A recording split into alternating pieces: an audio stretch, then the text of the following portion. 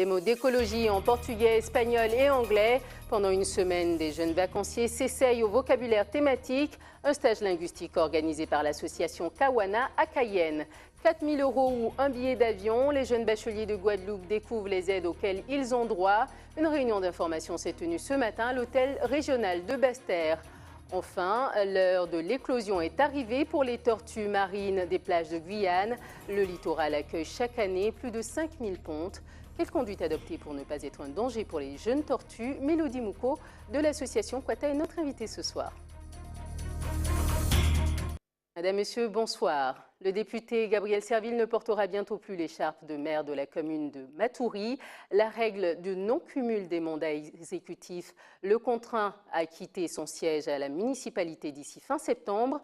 Pour cela, le conseil municipal se réunira pour élire l'équipe dirigeante de la commune. L'actuel premier adjoint Serge Smock serait candidat. Pour le reste, il faudra attendre les concertations des différents partis. Les candidatures sont gardées secrètes pour le moment.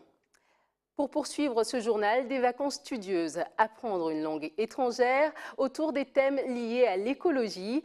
Pendant toute la semaine, à l'école Stanislas de Cayenne, l'association Kawana organise des stages linguistiques en anglais, en espagnol et en portugais. Aujourd'hui, les jeunes participants découvrent le vocabulaire autour des plantes médicinales. Un moment capté par Jade Léterméton et Jonathan Lariot. Ok, let's go. Une chasse au trésor dans la langue de Shakespeare et de Saramago. Regardez bien la plante. OK. Regardez la plante parce qu'on va la chercher. We good? Là. Regardez bien. Okay, now we go get it. Let's look for it. Where is it? Vous avez bien vu comment elle est là? En plus de savoir reconnaître des plantes médicinales, ces enfants apprennent leurs appellations en langues étrangères. S'approprier la flore locale tout en la respectant, une pratique qui se perd. Parce qu'on dit qu'ils sont petits, ils ne comprennent pas, c'est pas vrai, ils retiennent. Hein? On va dire, ah, cette plante-là, je l'ai vue, ma maman fait à manger avec. Ça, on m'a donné à boire ça. Il ne sait pas le nom, mais il sait qu'on peut boire. Só tem folha, não tem nome. Agora é para buscar. Toute la semaine, salutations, consignes de base et vocabulaire spécifique seront appris aux petits. Un moyen pour eux de se familiariser aux sonorités des langues étrangères.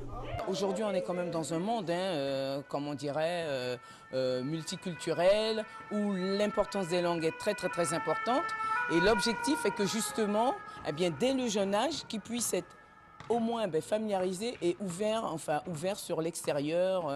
Si cette semaine est consacrée à la nature, les enfants pourront découvrir dès la semaine prochaine le patrimoine guyanais, toujours au travers des langues étrangères. Rendons-nous à présent en Guadeloupe avec des bacheliers qui découvrent les aides financières auxquelles ils ont droit, une enveloppe de 4 000 € ou encore un billet d'avion. Une journée porte ouverte a été organisée à l'hôtel de région de Basse-Terre. Reportage de nos confrères d'ATV Guadeloupe. Après plusieurs semaines d'attente, Claude a décidé de saisir une opportunité. Rencontrer directement les acteurs de l'emploi et de l'orientation pour faire avancer sa demande de formation. C'est bien d'avoir un contact direct avec les agents, comme ça, au lieu de passer directement dans leur entreprise, faire la queue, attendre. Des fois, c'est derrière un ordinateur, on n'a pas de réponse. Donc là, on peut avoir une réponse immédiate et voilà. Hein. Sinon, sans plus. Mais j'aurais quand même aimé qu'il y ait plus de choses quand même pour nous, puisque je suis venue, mais il n'y a pas grand-chose. À part, des fois, on ne sait pas si nous sommes éligibles ou pas, donc on est obligé d'attendre, si on doit faire une autre demande ou pas. Donc tout ça, ça reste un peu ambigu quand même. Un coup de pouce non négligeable à un mois de la rentrée. Aujourd'hui, on a décidé de faire une journée porte ouverte pour les étudiants, parce que vous savez très bien qu'il y a des étudiants retardataires. C'est vrai, il y a ceux qui n'ont pas d'informations du tout et ceux qui ont peu d'informations. Donc nous avons pensé au niveau de la région, c'était une journée pour leur permettre de trouver les meilleures informations parce que nous sommes quand même à un mois de la rentrée. Et s'ils n'ont pas ces informations, eh bien, ce sera un peu difficile pour eux de savoir un petit peu comment financer leurs études ou alors comment peut-être voyager parce qu'il y a beaucoup qui vont partir dans l'Hexagone. Donc au moins les parents seront plus ou moins assurés pour pouvoir organiser ce départ. L'occasion aussi pour la région de mettre en avant ses dispositifs d'accompagnement de la jeunesse. La région Guadeloupe a fait de la réussite des jeunes une priorité. Et à ce titre, donc, elle a mis en place un certain nombre de dispositifs, notamment les aides aux étudiants, qui s'adresse aux étudiants qui ne sont pas boursiers. Donc un étudiant qui fait une demande de bourse au niveau du CROUS et qui n'est pas boursier peut prétendre donc à l'aide aux étudiants. Donc il lui appartient de faire une demande à partir du 1er septembre. Donc voilà. Et cette demande, bien sûr, se fait en ligne sur le site de la région Guadeloupe, qui sera ouvert à partir du 1er septembre. Concernant l'insertion des jeunes dans le monde du travail, l'an dernier, avec son stage en entreprise, en juillet et août, la région Guadeloupe a accompagné près de 2000 jeunes. Pour rappel, en Guyane, l'ARS, l'allocation de rentrée scolaire sera versée aux alentours du 17 août. Cette année, il varie entre 364 et 400 € par enfant. Il l'attendait avec impatience. Le nouvel hôpital de Cap-Ester, Belle-Eau en Guadeloupe, a ouvert ses portes officiellement. Le personnel et les malades déménagent progressivement vers le nouvel établissement. Un transfert plutôt tendu au reportage de nos confrères d'ATV Guadeloupe. Équipement ultramoderne, bâtiment plus adapté aux normes actuelles, le nouveau centre hospitalier de Cap-Ester Belle-Eau fait peau neuve. Tout d'abord, on va retrouver des conditions d'accueil meilleures pour les patients, ce qui nous permettra de pouvoir respecter le minimum qu'on puisse donc leur offrir, c'est-à-dire le respect de leurs droits essentiels, l'intimité, la vie privée et aussi le droit à avoir des soins de meilleure qualité.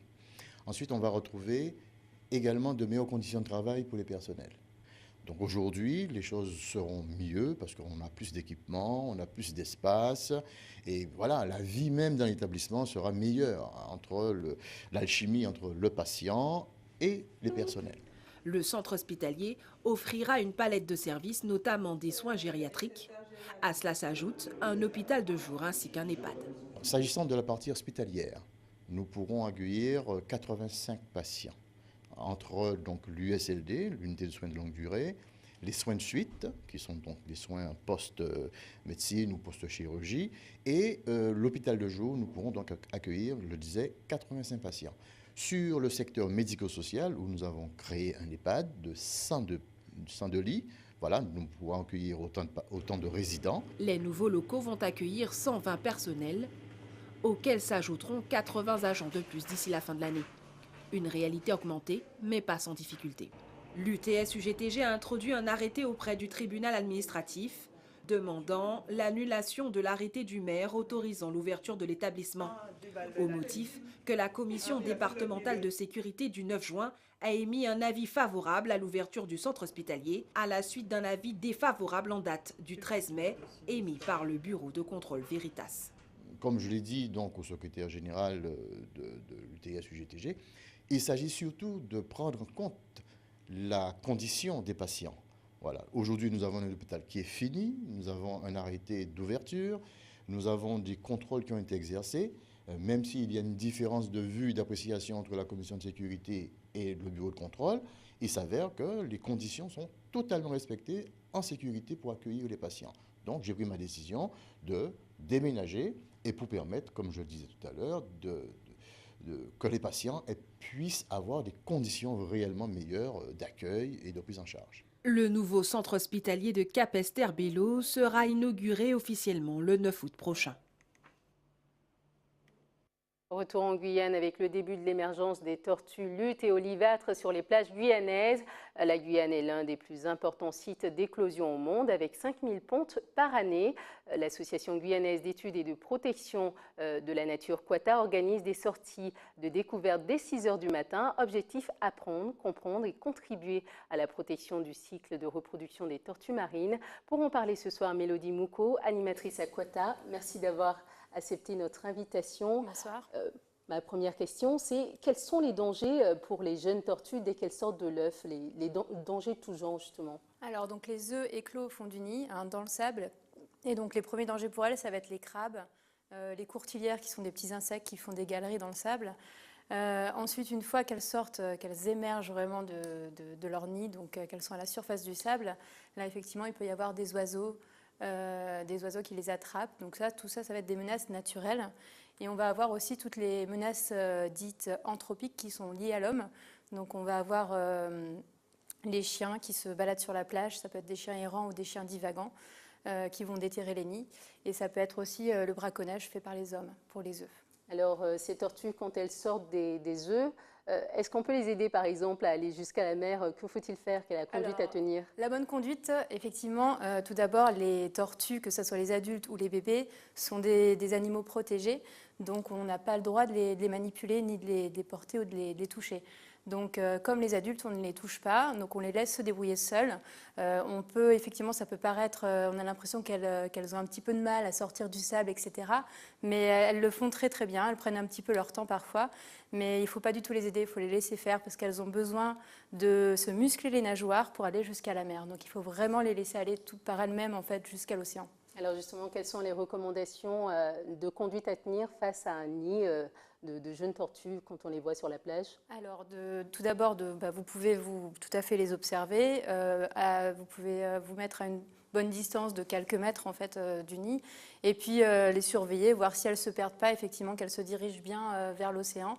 Et tout simplement les surveiller et regarder cet instant qui est juste magique. Alors, on est dans une période d'éclosion. L'année est divisée en différentes périodes, pontes, éclosions, etc. Parlez-moi un peu de ce calendrier justement naturel de la reproduction des tortues. Oui, alors c'est vrai que là, on commence à être plutôt sur la fin de la saison. On est fin juillet, début août, on est vraiment sur la toute fin de la saison de ponte des tortues luttes. Donc là, on en a eu encore quelques-unes le week-end dernier, mais je pense que c'était vraiment les dernières. Et sinon, on est encore dans la ponte des tortues olivâtres jusqu'à mi-août jusqu'au 20 août à peu près. Et donc les éclosions, après ça va jusqu'à, comme là on a encore des pontes jusqu'à mi-août, après ça va aller jusqu'à mi-septembre, fin septembre pour les éclosions des tortues olivâtres. Alors pour découvrir cette tortue olivâtre, leur éclosion, vous organisez des sorties en ce moment. Il faut réserver à l'avance et à 6 h du matin. Parlez-moi un peu de l'organisation de cet événement. Oui, tout à fait. On organise ce qu'on appelle des sorties guidées avec l'association. Donc, ce sont un nombre de places limitées. Il faut s'inscrire sur notre site internet www.quata.net. Vous retrouverez toutes les informations. Ce sont des sorties qui sont gratuites. Et donc, ça se passe le week-end. Donc, le samedi matin, dimanche matin, de 6 h à 8 h. Ou bien, en fonction des marées, bien sûr, le vendredi soir et samedi soir, de 20 h à 23 h. On se rappelle l'année dernière des sorties nocturnes pour les pontes qui ont été annulées du fait de certains braquages sur les plages de Rémire notamment. Aujourd'hui, qu'en est-il? Est-ce que c'est encore possible de sortir la nuit pour observer les tortues? Oui, bien sûr. On est accompagné avec de la gendarmerie pour les week-ends, le samedi soir. On a signé un partenariat avec eux, donc du coup ils patrouillent avec nous pendant toute la durée le samedi soir de 20 h à 23 h. Donc on est encadré et il n'y a aucun souci. Justement, ça rassure aussi les gens de savoir que la gendarmerie nous accompagne. C'était la dernière question. Mélodie Moucaud, vous êtes animatrice Quata de l'association Quata. Merci d'avoir accepté notre invitation. Avec plaisir. Un tour chez nos voisins du Venezuela à présent pour clore ce journal. Demain, la nouvelle Assemblée constituante critiquée par l'opposition sera mise en place. 2 chefs de l'opposition, dont le maire de Caracas, ont d'ailleurs été arrêtés ce matin. Dimanche, l'élection s'est tenue sous haute tension. 7 morts portant à 120 le nombre total de tués en 4 mois de manifestations antigouvernementales. La nouvelle Assemblée constituante aura pour but de réviser la Constitution de 1999, élaborée par le bolivarien Hugo Chavez. Pour les membres de l'opposition, cette nouvelle assemblée est une manœuvre du président actuel Nicolas Maduro pour se maintenir au pouvoir. Le chef de l'opposition, Enrique Capriles, appelle ses partisans à manifester demain, jour de la mise en place de la nouvelle assemblée constituante. C'est la fin de cette édition. Voici les titres que nous avons développés. Des mots d'écologie en portugais, espagnol et anglais. Pendant une semaine, des jeunes vacanciers s'essayent au vocabulaire thématique. Un stage linguistique organisé par l'association Kawana à Cayenne. 4 000 € ou un billet d'avion. Les jeunes bacheliers de Guadeloupe découvrent les aides auxquelles ils ont droit. Une réunion d'information s'est tenue ce matin à l'hôtel régional de Basse-Terre. Enfin, l'éclosion est arrivée pour les tortues marines sur les plages de Guyane. Le littoral accueille chaque année plus de 5000 pontes. Quelle conduite adopter pour ne pas déranger ces jeunes tortues? Mélodie Moucaud de l'association Quata était notre invitée ce soir. Merci de nous avoir suivis. Prochain point de l'actualité dans quelques instants avec nos confrères de BFM. Restez avec nous sur ATV Guyane.